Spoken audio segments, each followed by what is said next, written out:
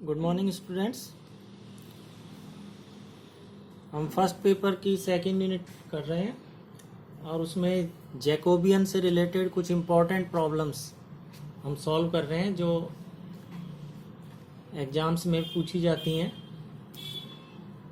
तो आज भी हम एक और इम्पोर्टेंट प्रॉब्लम सॉल्व करेंगे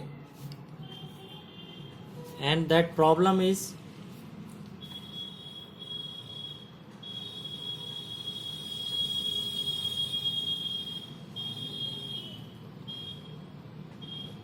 लांबिक वक्ररेखी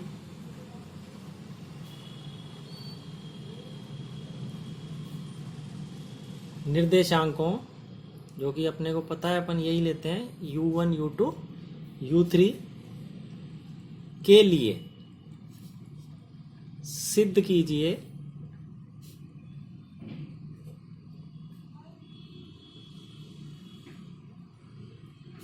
कि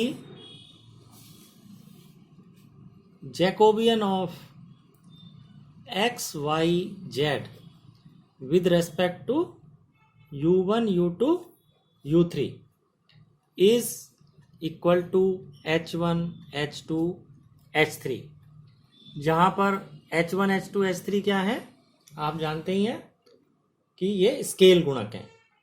तो ये रिलेशन हमने प्रूव करनी है और इस रिलेशन को प्रूव करने के बाद इसका मान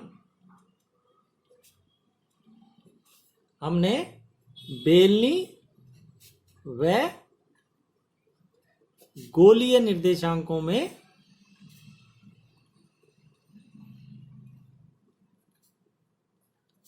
ज्ञात करना है।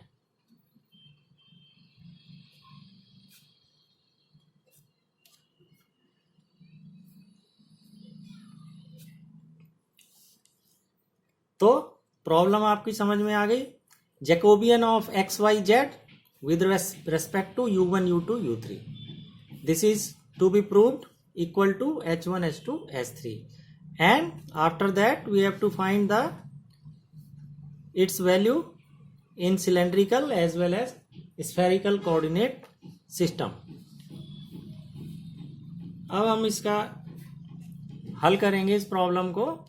तो इस प्रॉब्लम में जो सबसे पहला स्टेप है यानी फर्स्ट स्टेप है, केवल वो आपको याद रखना है और उस स्टेप से ये प्रॉब्लम आसानी से सॉल्व हो जाती है। और देखो वो स्टेप क्या है कि हम एक वेक्टर आइडेंटिटी इसमें यूज करेंगे, सदिश सर्व समीका। और वो वेक्टर आइडेंटिटी क्या है, हम तीन सदिश लेते हैं, 3 vectors A, vector B and vector C. तो अगर ए बी सी 3 वेक्टर्स हों तो A dot B cross C इसकी वैल्यू किसके बराबर होती है, a1 a2 a3, जहां a1 a2 a3 vector A के घटक हैं, यानी इनको हम ax ay az भी लिख सकते हैं। तो ये 3 घटक हैं। इसी तरह दूसरी रो आती है b1 b2 b3 जो कि वेक्टर b के घटक हैं, and the third row is c1 c2 c3। तो हमको केवल जो है ये वेक्टर आइडेंटिटी, सबसे पहले हमको ये वेक्टर आइडेंटिटी लिखनी है और इस वेक्टर आइडेंटिटी में फिर ये देखना है कि a का मान क्या है, b का क्या है और c का क्या है। तो a b और c इनको हम क्या है कि 3 आधार सदिशों से, यानी जो बेस वेक्टर होते हैं b1 b2 एंड b3, वो लेंगे हम। ये तीनों जो वेक्टर्स हैं वो हमने क्या लेने हैं, आधार सदिश b1 b2 एंड b3, यानी a we will take आधार सदिश b1, b वेक्टर हमने क्या लेना है, आधार सदिश b2, और c वेक्टर क्या लेना है, आधार सदिश b3। और आधार सदिश b1 ये क्या होता है, del are upon del U1। ये अपने को डेफिनेशन पता है आधार सदिश की, जहां आर क्या है, स्थिति सदिश है। देन B2 क्या होता है, del R by del U2, और B3 क्या आता है, del R by del U3। तो ये तीन आधार सदिश हमने इस तरह से डिफाइन कर दिए। अब हम इन सदिशों के घटक देखेंगे ए, बी और सी के, जो कि क्या है, A1 A2 A3, B1 B2 B3, C1 C2 C3। ये निकालना चाहेंगे तो ये देखो आसानी से निकल जाएंगे। कैसे निकलेंगे, आर जो स्थिति सदिश है वो क्या होता है अपने को पता है, XI plus YJ plus ZK, यानी कि ए अगर वेक्टर अपन लिखें तो ये होगा डेल बाई डेल U1 किसका, XI plus YJ plus ZK। ये देखो आर की वैल्यू रख दी हमने स्थिति सदिश की। इसको हम तीन इसके पार्ट्स क्या हो जाएंगे, del x by del U1 I, del y by del U1 J, और del z by del U1 K। तो राइट हैंड साइड में हम देखें ये तीन टर्म्स हम ये आ जाती हैं। अब वेक्टर ए के तीन घटक क्या हैं, A1 A2 A3, यानी A1I plus A2J plus A3K। तो दोनों को अगर हम दोनों साइड कंपेयर करें तो A1 जो है वो किसके बराबर आता है, del x by del U1, ठीक है ना। A2 किसके बराबर आता है, del y by del U1, और A3 किसके बराबर आता है, del z by del U1। तो सदिश A जो है वेक्टर A, उसके थ्री कंपोनेंट्स ये क्या आ जाते हैं, A1 is del x by del U1, A2 del y by del U1, and A3 del z by del U1। तो हमने आसानी से तीनों ये A1 A2 और A3 यहां से हमने निकाल लिए, A1 A2 एंड A3। इसी तरह से अगर हमने B1 B2 और B3 ये निकालने हो तो क्या करेंगे, देखो ये वेक्टर B है, यहाँ पे जैसे हमने A वाले में R की जगह XI plus YJ plus ZK रखा था, ऐसे ही इसमें भी del XI plus YJ plus ZK by del U2, यानी इस U1 की जगह यहाँ पर आ जाएगा U2, और बाकी ये घटक सेम आएंगे, नीचे केवल U2 आ जाएगा। तो इसी तरह से जैसे इसमें निकाले हैं B1 B2 B3 के आ जाएंगे, B1 will be del x by del U2 U1 की जगह, और B2 this will be del y by del again U2, and B3 this will be del z by del U2। Similarly C के जो तीन घटक होंगे उसमें हम देखते हैं कि केवल क्या चेंज आएगा, इसमें U1 था, इसमें U2 हो गया, और C के जो कंपोनेंट्स हैं उसमें U3 हो जाएगा। तो C1 first component of vector C will be del x by del U3, C2 will be del y by del U3, and C3 will be del z by del U3। तो इस तरह से हमने ये 9 के 9 जो एलिमेंट हैं इसके ये हमने निकाल लिए हैं। तो अब हम इसमें जो भी हमारे ये वैल्यूज प्राप्त हुई हैं हमने निकाली हैं, ये सारी वैल्यूज हम कहाँ रख देंगे, इस वाली इक्वेशन में पुटअप कर देंगे।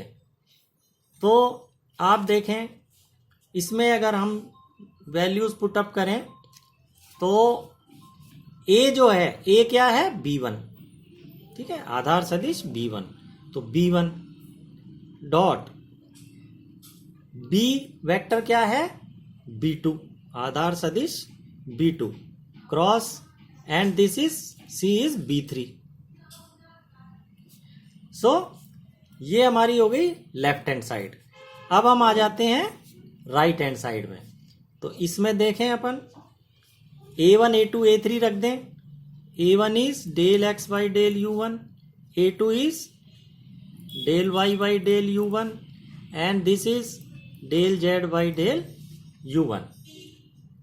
इसी तरह से B1 B2 B3 del x by del U1 U2 sorry del y by del U2 and del z by del U3। और थर्ड रो इसी तरह C1 C2 C3 से बनेगी और वो होगा del x by del U3 del y by del U3 and del z by del U3। तो ये हमारे पास आ गया।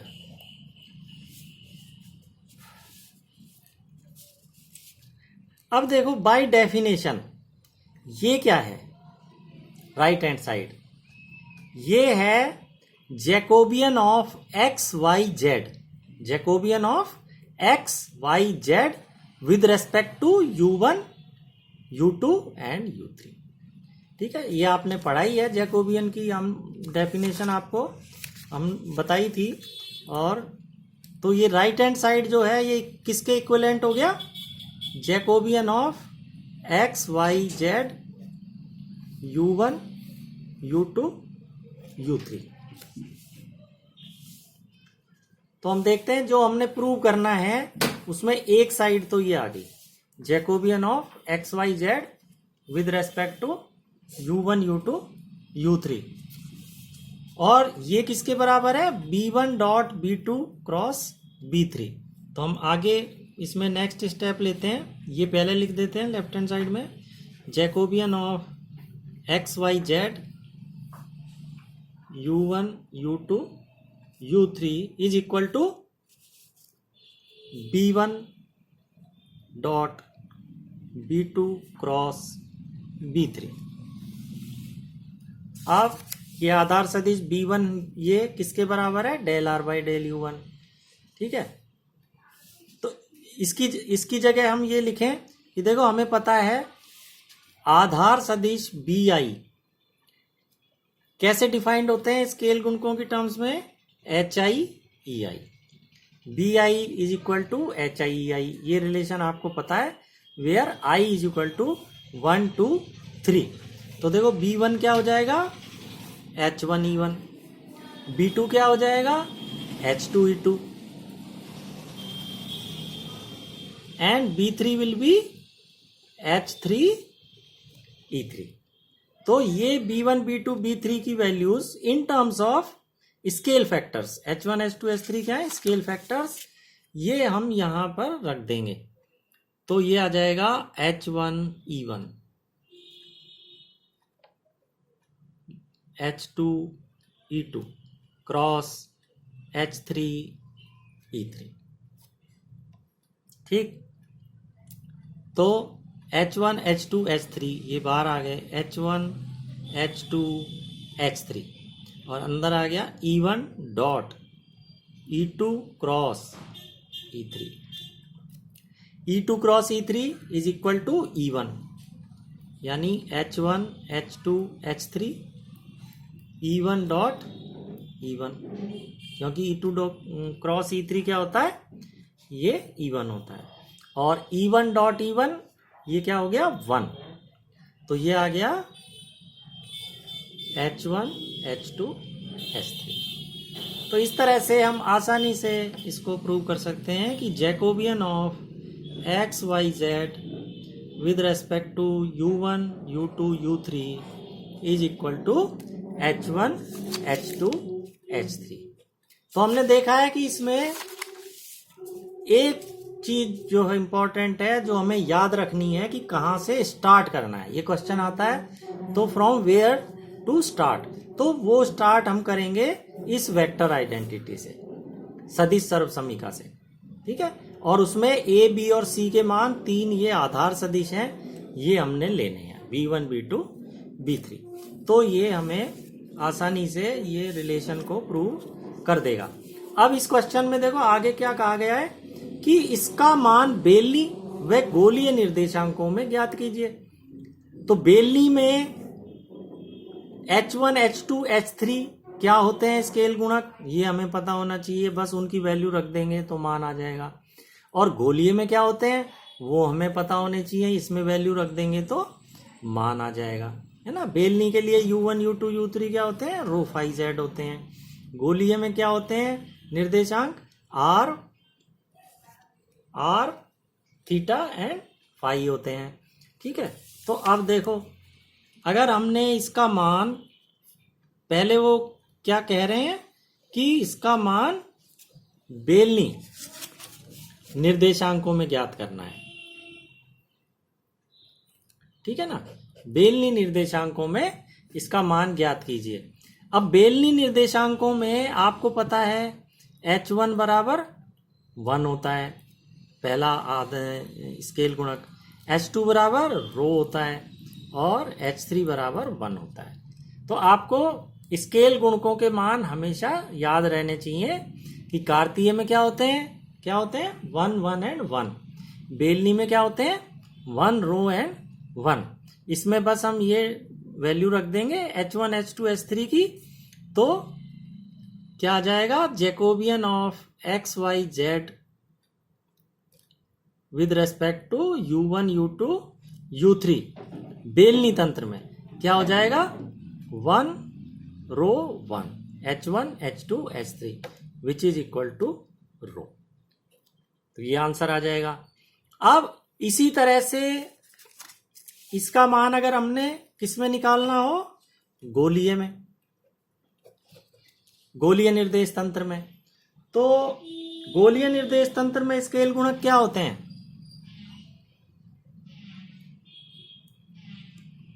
गोलीय में आपको पता होगा क्या होते हैं, H1 इज 1,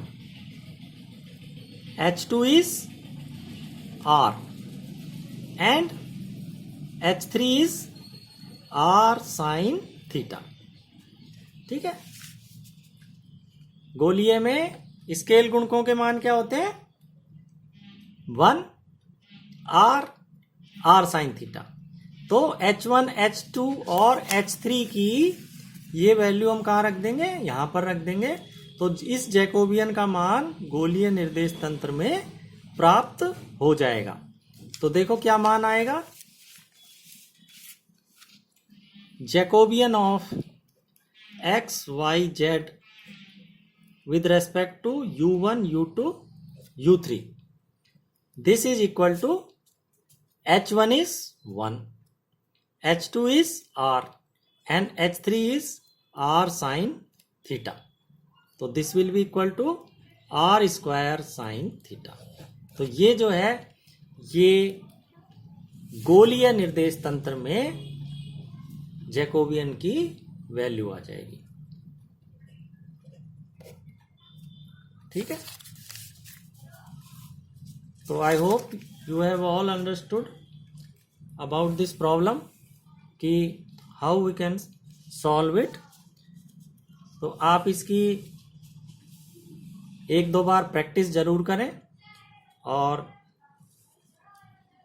जो आपको पीडीएफ के रूप में इसके नोट्स भेजे जा रहे हैं उसको आप अपने रजिस्टर में साथ के साथ उतारते चलें और सेम डे ही आपको इसको याद करके और एक दो बार इसको प्रैक्टिस करनी है, जिससे आपको ये प्रॉब्लम पक्की तरह से याद हो जाए।